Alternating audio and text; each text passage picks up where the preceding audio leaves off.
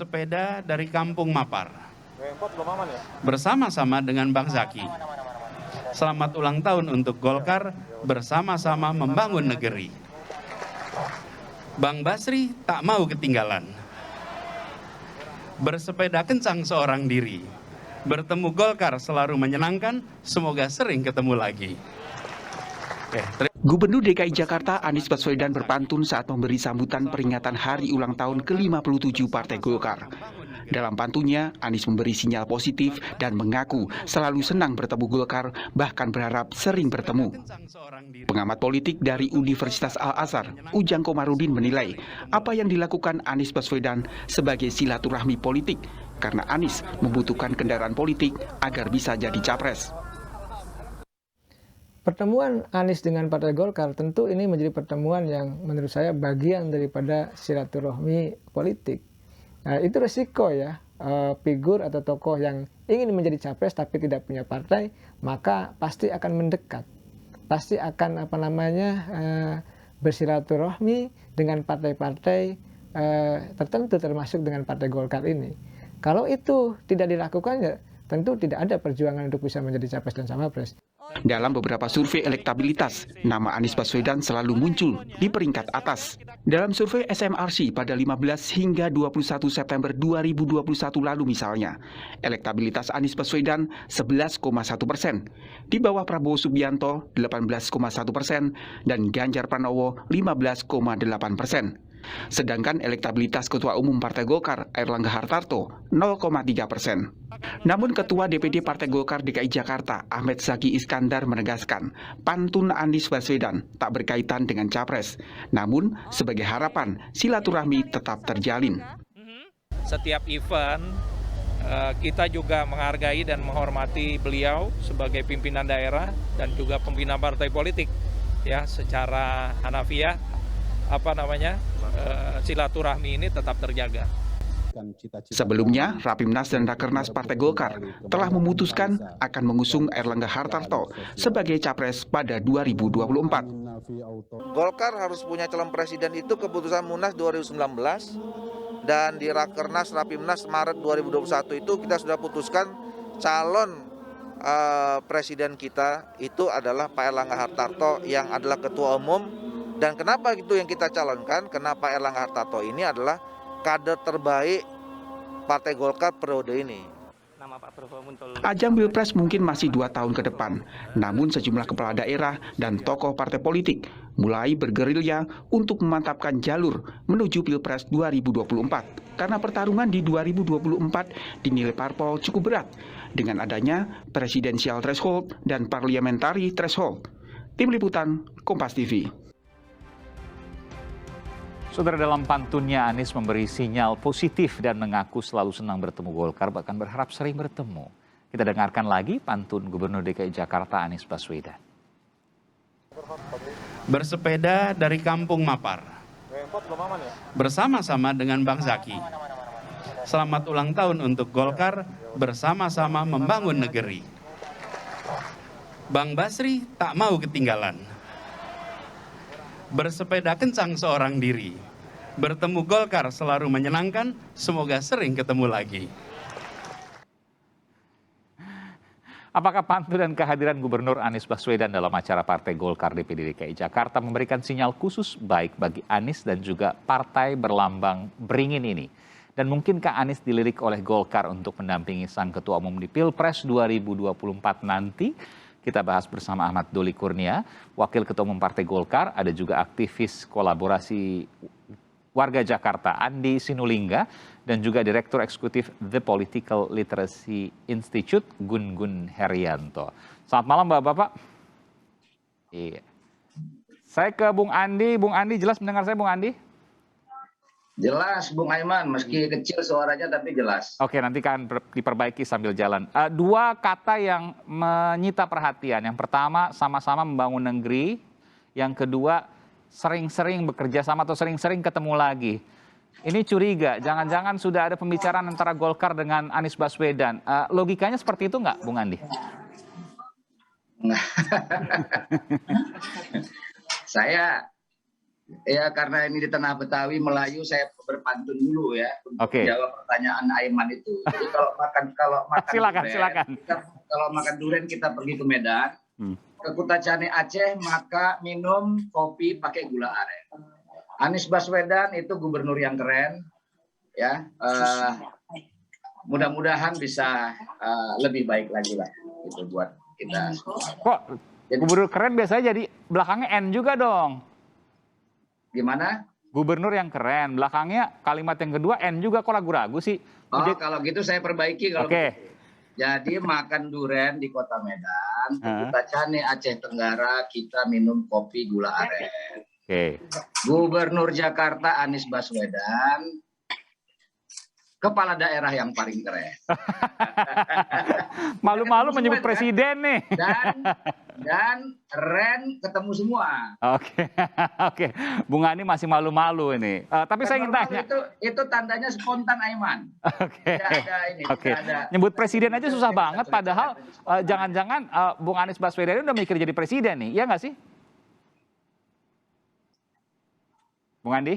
Ya kalau diharapkan oleh masyarakat kita mau bilang apa kan, presiden itu kan akseptabilitas publik terhadap seorang calon.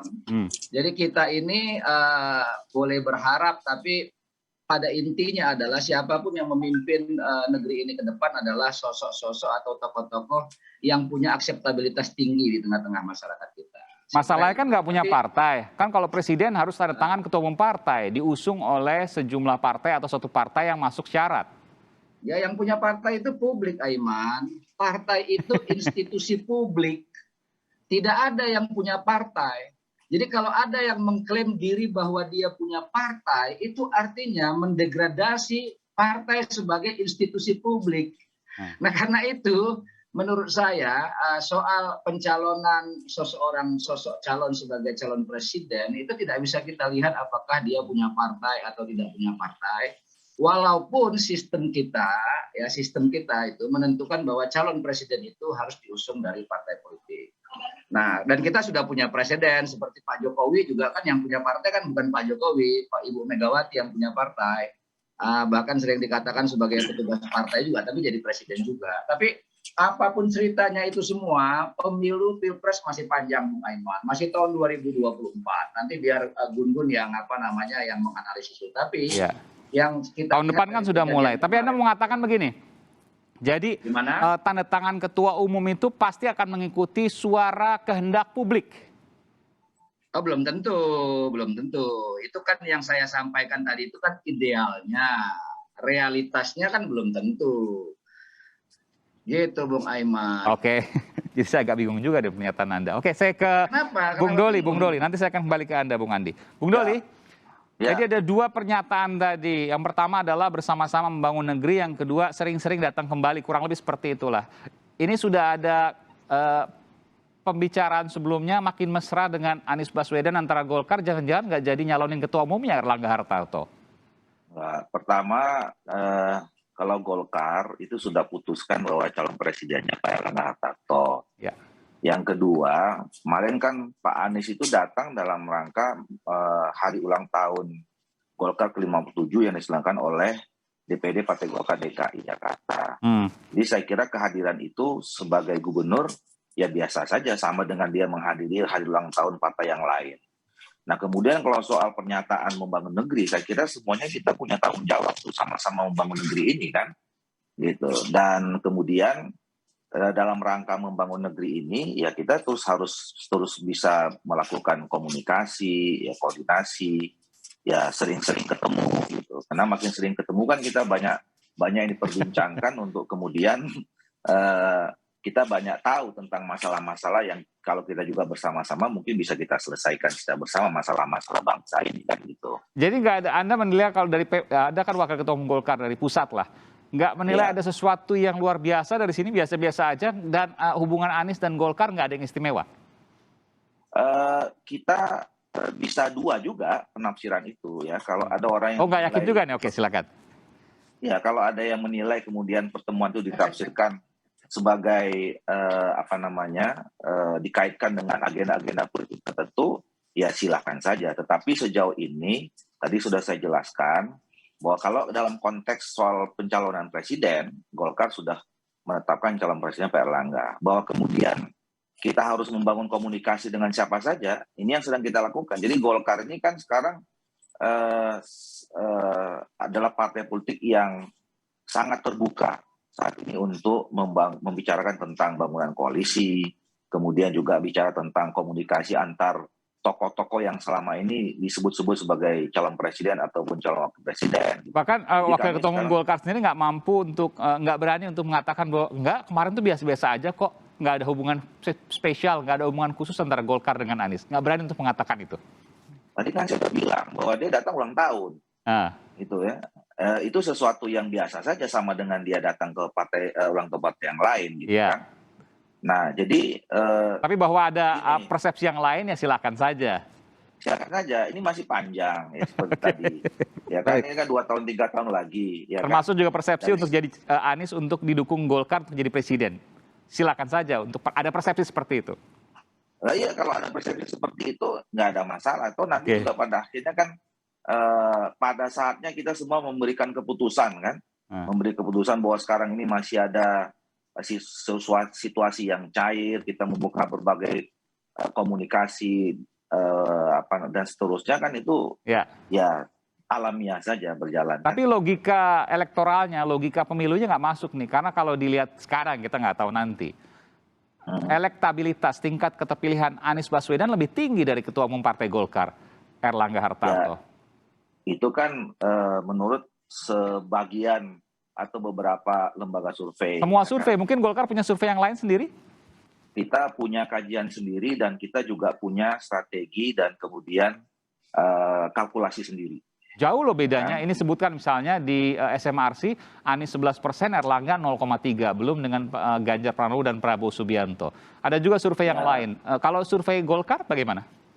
Ya, kita nggak mau menang di survei, kita mau menang nanti di Pilpres 2024. Saya ke Bung Gun-Gun. Bung Gun-Gun, apa yang Anda cermati dari sini? Ini ada pantun, juga Wakil Ketua Umum Partai Golkar, Bung Doli, mengatakan bahwa nggak biasa aja, tapi kalau ada punya persepsi lain, diantaranya adalah Golkar akan dukung Anies Baswedan, yang nggak bisa salahin juga, silakan aja. Silakan Bung Gun-Gun. Kalau saya membaca, ini bagian dari strategi pemunculan peluang, ya. Dan pemunculan peluang itu seringkali menjadi satu di antara. Halo. Ini ada feedback ini suaranya? Iya. Ada audio yang keluar mungkin di sana? Sudah. Oke. Sudah dikecilin ya. Gimana? Oke, silakan. Sekarang gimana? Udah bagus. Silakan. Oke, menurut saya memang ini bagian dari strategi pemunculan peluang sih, dan itu biasanya bersifat aksi-reaksi. Golkar tentu diuntungkan sebagai bagian dari ZOPA strategi, ya namanya Zone of Possible Agreement. Jadi akan semakin banyak peluang untuk diperbesar begitu ya, termasuk kehadiran tokoh-tokoh baik di internal Golkar maupun di luar Golkar sendiri.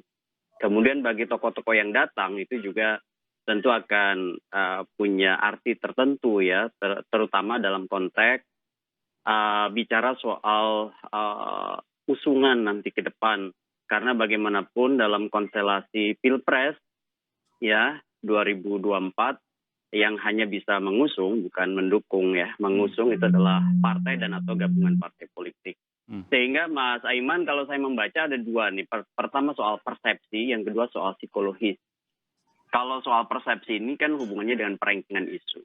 Yang kemudian diangkat oleh media mainstream, ini namanya rekognisi media. Dan perbincangan di media sosial untuk menghidupkan soal atau diskursus publik soal siapa yang kemudian layak dan peluangnya seperti apa begitu. Nah, sementara kalau psikologis itu bicara soal political engagement tuh. Ya, di mana ini hubungannya dengan informasi politik dan ketertarikan politik. Sehingga tadi seperti disampaikan oleh dua narsum sebelumnya, Mas Andi sama Mas Ahmad Doli, itu kan bicara soal mungkin ya tidak atau belum eksplisit soal pencapresan. Ya, tetapi kan ini kan bicara soal tadi peluang untuk kemudian diperbincangkan. Kalau kita bicara begini, kan kita tahu bahwa Golkar itu selalu logis dan pragmatis. Ya. Sementara untuk calonnya Ketua Umum Partai Golkar katakanlah masih berada di bawah. Mungkinkah Golkar justru mengusung calon lainnya. Di antaranya Anies Baswedan, kalau Ganjar Pranowo rasanya nggak mungkin, Pak Prabowo Subianto juga sudah punya partai. Bagaimana jawaban Anda? Selepas jeda saya akan segera kembali, tetaplah bersama kami di Sapa Indonesia Malam. Saudara, dalam pantunnya, Anies Baswedan memberi sinyal positif dan mengaku selalu senang bertemu dengan Partai Golkar, bahkan berharap sering-sering bertemu. Kita dengarkan pantun Gubernur DKI Jakarta Anies Baswedan berikut ini. Bersepeda dari Kampung Mapar, bersama-sama dengan Bang Zaki. Selamat ulang tahun untuk Golkar, bersama-sama membangun negeri. Bang Basri tak mau ketinggalan. Bersepeda kencang seorang diri. Bertemu Golkar selalu menyenangkan, semoga sering ketemu lagi. Apakah pantun dan kehadiran Gubernur Anies Baswedan dalam acara Partai Golkar di Jakarta memberikan sinyal khusus baik bagi Anies maupun juga Partai Golkar? Kita akan langsung kembali berdialog. Saya ke Bung Doli. Golkar kan selalu logis, kalau nggak mau dikatakan pragmatis lah ya. Sama sih sebenarnya, karena siapa yang kemudian punya peluang pasti akan kemudian diajukan. Nggak mungkin kemudian ada elektabilitas atau tingkat keterpilihan rendah lalu kemudian nekat untuk dimajukan. Bukankah begitu? Pak Iman, kita ini menganggap 2024 itu momentum yang sangat penting. Ya. Pertama, nanti kita 60 tahun. Yang kedua, kita terakhir menang nomor 1 itu 2004. Jadi 2024 itu 20 tahun setelah kita terakhir menang. Jadi kita ingin menyongsong 2024 itu dengan sangat serius. Nah, salah satu yang membuat serius adalah kita belajar dari pengalaman, ya, terutama pemilu dan Pilpres 2019 dan 2014, bahwa kita akhirnya memutuskan, dan ini keputusannya itu di Munas 2019 kemarin, bahwa Golkar harus punya calon presiden sendiri tahun 2024. Oke. Nah, itu menjadi bagian strategi penting untuk sekaligus mengangkat elektabilitas partai. Nah, jadi oleh karena itu kita memutuskan Pak Erlangga Hartarto kemudian jadi calon presiden pada Rapimnas dan Rakernas 2024 kemarin itu juga berdasarkan putusan Munas dan penuh pertimbangan bagian dari strategi untuk menang kembali 2024. Nah, kita tentu bekerja untuk itu, ya. Nah, sampai pada akhir nanti kita punya keputusan akhir. Nah, kita sekarang ini berusaha untuk membangun komunikasi kepada semua pihak. Ya, tadi saya katakan, baik itu secara institusi partai politik maupun juga kemudian tokoh-tokoh yang kemudian menganggap visinya sama dengan Partai Golkar.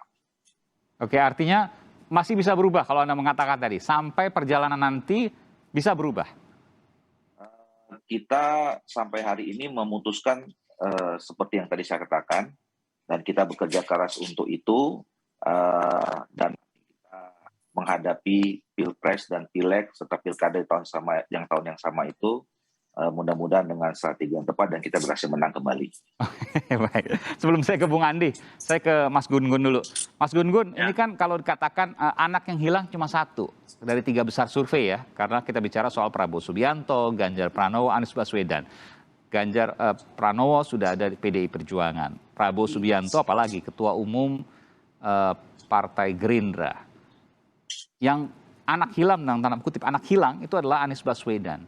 Yang kemudian bisa jadi akan diperebutkan partai karena selalu berada dalam posisi 3 besar. Survei, betul demikian?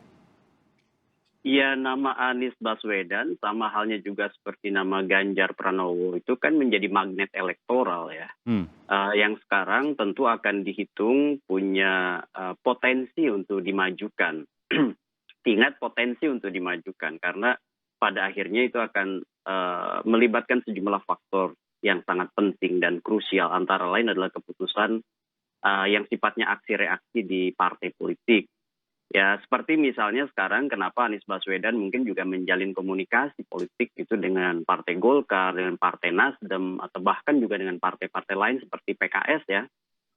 Ini kan dalam konteks juga untuk tentu menjadi semacam pintu ya bagi probabilitas perolehan suara yang sekarang ada pada dirinya, yang itu kemudian bisa dilihat dari ragam survei menyangkut elektabilitas, akseptabilitas, dan popularitas yang kemudian sudah ada pada dirinya itu kemudian dipertimbangkan tentu oleh kekuatan real politik, antara lain adalah Partai Golkar, begitu ya.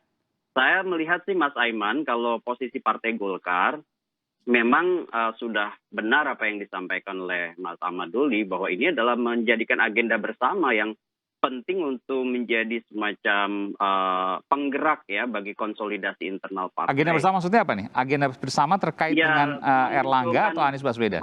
Memunculkan Erlangga ya. Kenapa? Karena kan pengalaman Pilpres yang lalu, nama sosok di luar partai, sekalipun Golkar berada dalam proses mengusung, itu tidak punya kotel efek yang signifikan pada perolehan suara partai.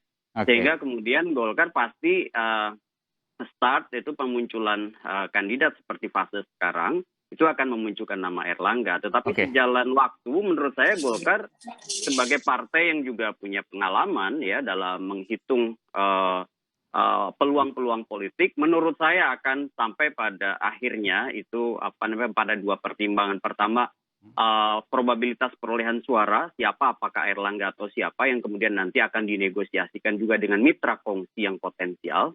Kuncinya apa itu yang pertama? Iya, yang pertama menurut saya pada akhirnya sosok tokoh yang benar-benar nanti menjelang masa nominasi itu betul-betul punya konsistensi ya dalam konteks persepsi publik, itu di ranking sebagai figur yang punya modal elektabilitas tinggi. Elektabilitasnya tinggi lah gitu simpelnya. Iya, betul. Itu yang pertama. Yang kedua? Yang kedua tentu internal partai sendiri akan punya pertimbangan yang disebut dan keuntungan dalam potensi kekuasaan di kemudian hari. Nah itu maksudnya gimana nih? Ya kan seperti Partai Golkar itu tentu punya agenda-agenda ke depan ya di 2024 dan seterusnya. Dan itu kan belum tentu cocok dengan figur yang akan diusungnya, begitu kira-kira. Nah, proses itu kan tentu akan membutuhkan... Misalnya apa? Supaya publik gampang mencernanya. Agenda ke depannya apa, lalu cocok dengan sosok seperti apa dan tidak cocok dengan orang seperti apa, sosok seperti apa. Misalnya seperti apa? Ya contoh misalnya ya, kita bicara soal konfigurasi kabinet. Itu yang bicara soal hal yang taktis ya. Kemudian belum lagi misalnya belum tentu juga ragam keinginan Partai Golkar ya dalam konteks kekuasaan esok hari diakomodir oleh si tokoh yang akan diusung, begitulah. Gimana misalnya sosok yang tidak mungkin diusung sama Golkar nih, atau sosok yang mungkin diusung sama Golkar, yang mana kuncinya? Contohnya seperti apa misalnya? Ya contoh misalnya begini, Pak Anies ya, Anies Baswedan itu kan sekarang tentu bertemu dengan Partai Golkar. Apakah kemudian deal misalnya dengan ragam skema Partai Golkar di 2024 kan belum tentu juga, gitu maksud saya. Kalau misalnya Golkar pada akhirnya bernegosiasi dengan Nasdem atau partai-partai lain, saya tentu akan berpikir Golkar akan bertemu dengan banyak sekali kekuatan politik real. Dan pada akhirnya nanti menjelang nominasi pasti ya kan akan kemudian muncul mungkin dari beberapa opsi nama, itu tinggal 1-2 nama dan itu dieksekusi menjelang injury time. Jadi koalisi dengan siapanya Golkar juga pasti akan memilih-milih begitu ya? Iya, pasti. Kalau Anda mengatakan kalau dengan Nasdem agak berat? Justru saya melihat dari awal kan sudah ada komunikasi yang lebih terbuka tuh, dan ada ekspresi simbolik yang jauh lebih eksplisit ya. Dengan Nasdem? Sejak pertemuan Pak Erlangga dengan Pak Surya Paloh. Sementara Nasdem yang paling dekat saat ini dengan Anies Baswedan, Anda mengatakan itu juga? Iya, itu jangkar-jangkar itu akan saling ketemu ya. Jadi kemungkinan besar Anies akan diusung oleh Nasdem dan Golkar? Saya melihat potensi itu ada besar ya. Saya ke Bung Andi. Bung Andi, jadi partai mana yang Anda sebagai pendukung Anies Baswedan yang sesungguhnya Anda juga masih fungsionaris Golkar ya, Bung Andi? Bung Andi? Jelas mendengar saya, Bung Andi? Bung Andi Sinulinga? Halo. Iya, jelas ya? Bung Andi Sinulinga? Ya, saya dengar. Oke, baik. Anda kan masih fungsionaris Golkar juga meskipun Anda tidak mau mengatasnamakan Golkar, betul ya? Oh iya, saya tidak lagi pengurus Partai Golkar, tapi masih ber-KTA. Golkar. Baik. Dan Anda sekarang aktivis kolaborasi warga Jakarta yang mendukung Anies Baswedan. Saya harus jelas dulu nih. Oh iya, tadi saya bilang kalau sebagai warga Jakarta saya mau bicara, karena itu saya bicara sebagai warga Jakarta. Awal Mas Anies agar sukses memimpin Jakarta. Oke. Nah, dalam memimpin Jakarta itu saya kira sama semua elemen termasuk Partai Golkar itu harus membangun hubungan baik, Bung Aiman. Ya, jadi kalau membangun negeri, ketemu kembali, kan itu kira-kira underline dari dua pantun itu. Ya, saya kira itu memang harus dengan partai-partai yang lain. Oke, jadi kalau saya tanyakan begini, Baswedan, Bung Andi, saya tanyakan begini, santun. Anies Baswedan cocoknya diusung oleh partai apa? Orang, digebukin orang, ya, tapi dia tetap loh. Kalau untuk partai apa, tanya sama yang punya partai, Bung Aiman. Masa tanya sama saya? Kan Anda pendukungnya. Kalau Anda pendukungnya itu, saya begini, Bung Andi. Kalau Anda pendukungnya kan Anda tahu dong karakter apa yang Anda dukung. Jadi kira-kira cocoknya dengan partai apa? Anda punya nggak analisis seperti itu? Atau ya partai yang lain, semua partai cocok-cocok aja? Kalau pertanyaan Bung Aiman mengatakan bahwa yang kita dukung kita kenal karakternya, ya kita tahu, kita kenal karakter Mas Anies itu. Tapi kalau partai apa yang mengusung dia kemudian nanti menjadi calon presiden, itu bukan soal karakter. Itu soal probabilitas partai-partai politik yang akan mengusung Anies Baswedan. Kan partai bicara ideologi, Bung Andi. Loh, ideologi apa lagi ideologi? Bung Gun, gimana Bung Gun? Silakan. Jadi nggak perlu, semua bisa mendukung, nggak usah bicara soal ideologi partai atau kemudian party ID dan lain sebagainya. Semua bisa mendukung, nggak ada masalah dengan itu. Pertanyaan Anda itu biar kita kunci. Kalau bicara party ID, bicara ideologi misalnya, itu kan ada dua. Baik secara konsepsi maupun secara praktek. Itu nanti Bung Gun bisa jelaskan soal itu. Tapi bagi kami khususnya, ya, yang paling penting itu tinggal 1 tahun lagi Mas Anies itu sukses. Oke. Ya. Nah, kalau sukses nanti sampai dengan akhir dan insya Allah akan sukses itu membangun Jakarta dengan segala program-programnya nanti dilihat oleh masyarakat dan kemudian nanti masyarakat itu yang akan merekognisi Anies Baswedan apakah dia layak atau tidak menjadi calon presiden. Nah, problemnya yang kedua adalah jadi itu yang pertama masyarakat. Problem yang kedua adalah partai politik. Betul. Nah, antara kehendak masyarakat dengan kehendak partai politik belum tentu nyambung bisa jadi nyambung, bisa jadi juga terputus. Betul. Nah, kita tidak tahu. Nah, tentu saja saya kira orang-orang yang punya harapan baik positif terhadap Mas Anies yang meyakini bahwa kita perlu kepemimpinan yang lebih baik. Kita kira begitu, bukan berarti hari ini tidak baik, tapi ke depan harus lebih baik. Maka Anies Baswedan itu adalah sosok yang memang diharapkan oleh publik. Bagaimana cara melihatnya? Lihat aja preferensi publik dari survei ke survei yang ada. Itu yang pertama. Yang kedua, kita lihat lagi dari survei bagaimana approval rating Anies Baswedan dalam memimpin Jakarta. 75% masyarakat Jakarta puas terhadap Anies Baswedan. Oke, baik. Itu surveinya saya kutip dari indikator yang disampaikan oleh Burhanuddin Muhtadi. Nah, sekarang apakah masyarakat termasuk elit-elit partai politik melihat sosok Anies Baswedan ini nanti ya atau mungkin dari sekarang sedang berproses itu bahwa layak memimpin negeri ini dan merekomendasi agar Anies Baswedan katakanlah dicalonkan oleh Partai Golkar berpasangan sama Pak Erlangga Hartarto, kan kita nggak tahu. Oke, baik. Oke, akan saya tanyakan. Baik, Bung Andi. Pasangan dengan siapa kita tidak tahu. Semua terbuka kemungkinan. Saya tanyakan, apa yang kemudian disampaikan oleh Bung Andi tadi, apakah Partai Golkar atau Bung Doli Kurnia? Iya, sebentar Bung Andi. Saya ingin tanyakan, tadi Anda sebutkan bahwa ada akseptabilitas, approval rating, kepuasan dan lain sebagainya. Apakah yang disebutkan oleh Bung Andi Sinulinga terhadap Anies Baswedan yang bagus tadi juga diamini oleh Partai Golkar? Bung Doli? Soal Bung Anies? Ya. Ya, saya kira kan itu yang selama ini kita lihat di survei-survei yang selama ini dirilis oleh beberapa lembaga survei. Artinya diamini itu? Diiyakan? Ya. Loh, sekarang kita kalau lihat dari lembaga survei, masa kita bilang lembaga surveinya kan gitu kan? Nah, tapi sekali lagi saya katakan. Tadi waktu Erlangga Hartarto ada beda sendiri. Sekarang kalau soal Anies tinggi sama suaranya.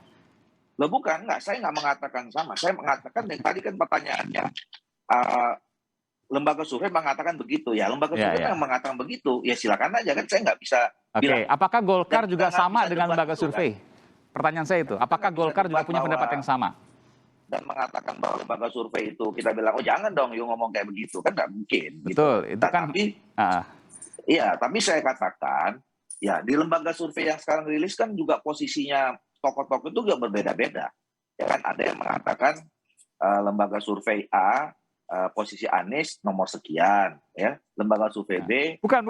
Pertanyaan bukan itu, Bung Doli. Mohon maaf. Apakah tingkat kepuasan yang tinggi yang disebutkan tadi oleh Bung Andi, kemudian juga ada lembaga survei yang kemudian dikutip oleh Bung Andi Sunilingga, juga diiyakan, diamini bahwa iya Anies memang punya nilai yang tinggi untuk memimpin Jakarta. Apakah Golkar juga punya nilai yang sama dengan hasil survei yang disebutkan tadi oleh Bung Andi? Saya kira kan sekarang ini Saudara Anies Baswedan itu adalah gubernur, ya.